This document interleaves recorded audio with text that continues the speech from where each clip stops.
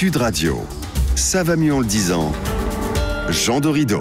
Bonjour Jean Dorido. Bonjour Jean-Marie, bonjour à tous. Docteur en psychologie, fondateur de l'application Zenfi, auteur de ce livre « Le bonheur est une science exacte », ça s'est publié chez Larousse. Jean, ça fait un mois que la diplomatie et les services secrets américains disent que la Russie prépare une invasion totale de l'Ukraine jusqu'à Kiev. Pendant un mois, on n'a pas vraiment voulu y croire et aujourd'hui, les soldats russes sont dans Kiev. Comment on a fait pour faire une telle erreur d'appréciation ?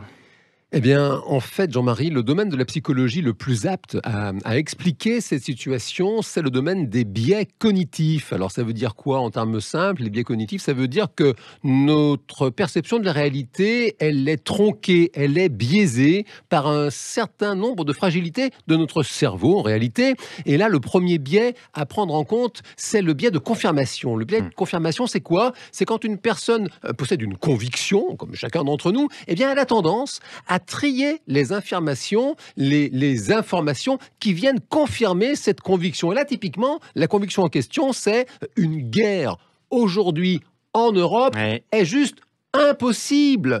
Et hélas, l'histoire même récente nous a prouvé que l'impossible, eh bien, ça arrive. On l'a vu avec cette pandémie inouïe dont on est à peine en train de sortir.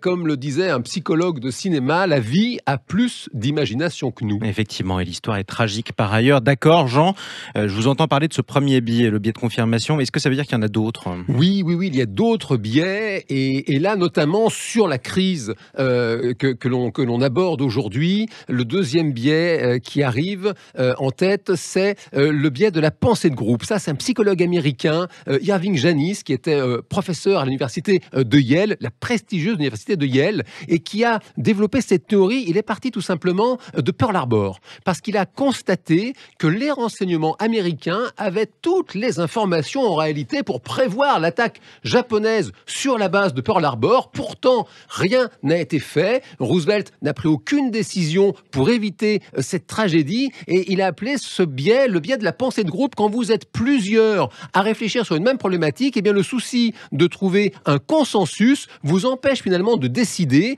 et c'est ce que l'on voit par exemple avec l'Union européenne. Les intérêts sont divergents concernant par exemple le gaz russe, et il y a à l'arrivée cette espèce d'incapacité à prendre des décisions les plus justes, précisément parce que les raisonnements sont biaisés. Alors justement, Jean, sur l'Europe, outre la pensée de groupe, comment on peut expliquer cette difficulté des États européens à parler d'une seule voix ? Eh bien, disons que, vous savez, c'est Oscar Wilde qui avait eu cette formule fameuse à propos du couple. Il disait, vous savez, être deux, c'est ne faire qu'un. La question, c'est de savoir lequel.